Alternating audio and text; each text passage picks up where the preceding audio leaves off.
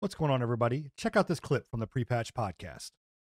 Lies of P. I'm excited about this, man. I genuinely need to jump in and Yeah. play it. I'm interested about it. Yeah, it kind of intrigued me because it looks almost like a Bloodborne-esque Yeah. like clone almost. I don't want to say clone in like a bad sense, but like in a good sense, you know. That's part of the problem, and I've done a video on that very topic before because it does look aesthetically very Yeah. Bloodborne, and then you hear that it's a Souls-like, and you're like, okay, so this is Bloodborne, but on the PC. Yay, we've been wanting that forever. And For sure, yeah. it's genuinely not. Oh, it's not. this- Okay. No, it plays nothing like what you would expect Bloodborne to. And actually, if you Interesting. go in trying to play it like Bloodborne, you're probably gonna have a pretty bad time and not end up liking it. Well, Wow. so what if it's somebody going in that's never played Bloodborne? Would they like If you just have no the feel of preconceived it? yeah, if you That's have no my pre- biggest thing is like the feel of it. It looks like Bloodborne. I'm not even talking about like I've never played Bloodborne before. It just Right. has that. It just has those vibes to me, and I'm like I dig that kind of, you know. Yeah, it has those aesthetics, it has those vibes, and those vibes are good. I will give it that. But as far as gameplay wise goes, if you're trying to translate that to this game, it's gonna be a rough For sure. transition. Yeah. But if you come into it with a fairly open mind, or if you've never really gotten into a Souls game before and you have no preconceived notions, you're more likely going to have a better time with it. I think Okay. a lot of people try to play it like a Bloodborne or an Elden Ring, and it's not meant to. But going back to it, Liza P, it's dark fantasy Pinocchio, set in a Souls-like universe. You play as the Pinocchio, the P in Liza P, not to be confused with PP, which is us. Eyes of We PP. are the PP in. But we in don't lie to Pinocchio. you. We don't lie to you. I was Yeah. gonna say- We are Pinocchio's PP. That's what he said. Huh. Wait. Okay. So if we do lie, we get bigger. Oh Yeah. God, we're not going down this fucking road. There's gonna be fan fiction and everything. It's gonna be weird. Okay. So that being said, Pinocchio in a Souls-like form, it does a lot of really unique things with the Souls-like genre that I'm actually very impressed with. I played the demo quite a bit. The demo had some flaws that I felt like needed worked out. They have worked out most of them. But the biggest thing with this one is, and the reason I said if you try to go into it playing it like Bloodborne or Elden Ring, you're going to have a bad time. This is not a roll or dash centric Souls-like. This is not where Little you parry.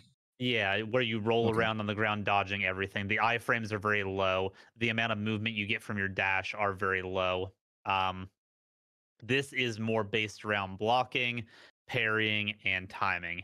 And blocking is actually probably the strongest in this game that it has been in. So it's more Any like Souls-like. Sekiro, right? Yeah, in Okay. that aspect where parrying is more important. But the way that they did it in this game to kind of differentiate from Sekiro so that it doesn't feel like it's more of a Sekiro type thing is they brought a Bloodborne rally system into the game, but you only get rally whenever you are blocking attacks. And when I say rally, I mean if you're blocking an attack and you get hit, it'll turn a little bit of your health bar gray. Oh. Then if you counterattack or parry an attack, you will get that health back. So that health isn't lost until you wait X amount of time or take a direct hit on the chin. Okay. So it's a good give and take where blocking is part of the gameplay loop. You block and wait for an attack that you know you can either parry, or you wait for an opening to go in and counterattack. And then that kind of brings that health back. When you die, it says lie or die. Yeah. Can you just like go up to enemies and lie to them and like? No, lie? but the side quests and stuff tend to end with a decision.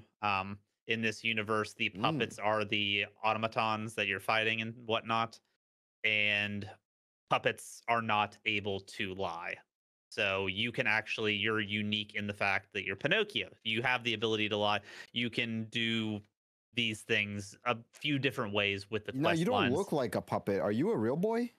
No, you're a puppet. Real You- boy. You are a puppet. Because those like the enemies look very visually like puppets. You yourself, I can't Yeah, tell. Maybe you're it's just the you're angle. Geppetto's crown jewel puppet. So you're just beautiful. And I also Yeah. have another question pertaining to your scum dirtiness that your character gets. Do you have like a dry cleaner on the go? Because like you just like Yeah, your that's shirt. it's a little bit fucking awkward, honestly, when the oil and stuff just Yeah. disappears. I'm like, damn, he's got the best dry cleaner ever, man. It's like, Yeah, all But- right. Anyways, it's so that's the first part with like the rally and blocking and all that stuff.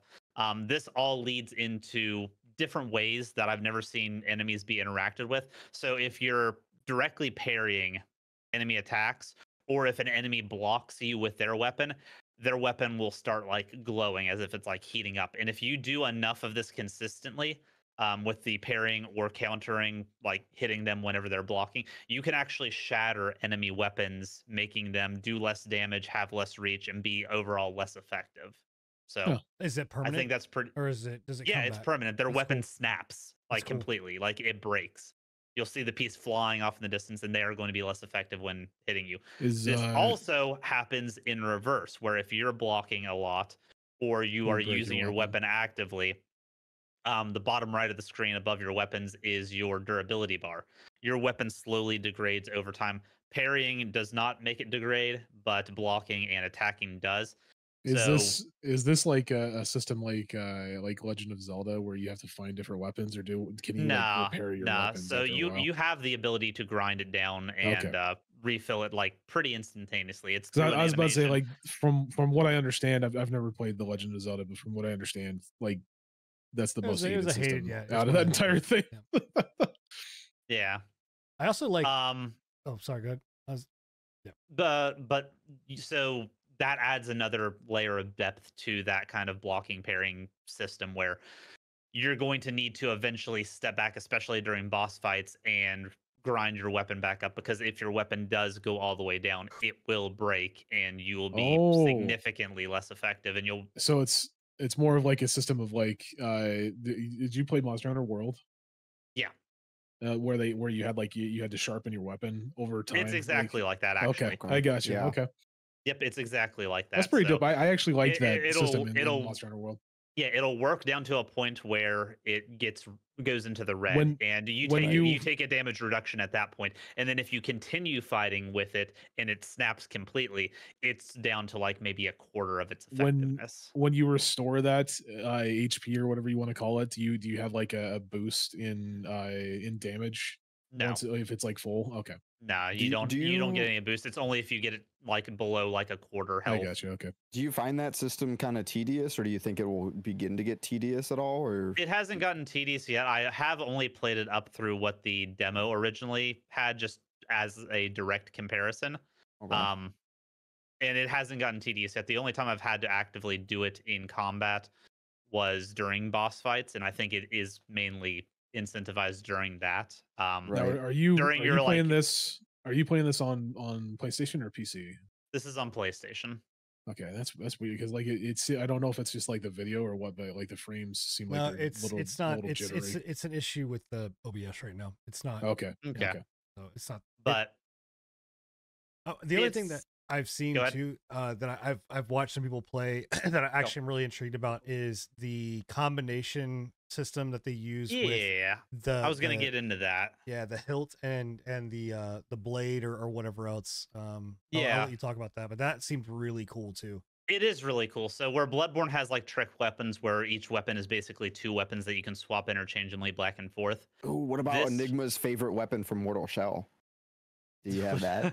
the Yeah. axe, Oh, the the katana axe katana. or whatever. Yeah. No, nothing like that. No. But so weapons come in components. Anytime you get a new weapon, it comes with a blade segment and a hilt segment, and you can mix and match these interchangeably. So you can That's cool. get like a stun baton later in the game, and you can attach the great sword blade to the stun baton handle. So it's The like a handle- light crafting element.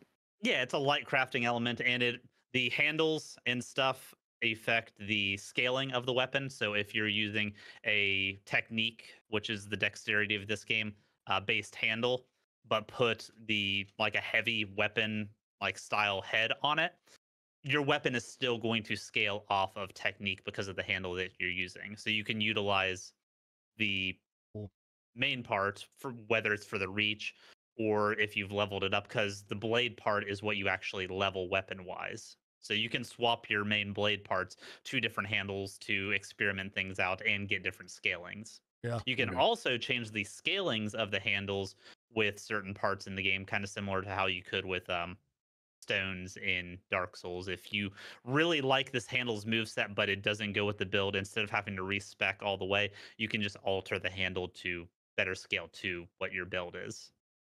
Yeah, I love that. I mean, I think it adds such a cool variety. Like that's again the trick weapons with Bloodborne was one of my favorite things. So having this ability to kind of mix and match, you guys know I love build variety, so it's really dope.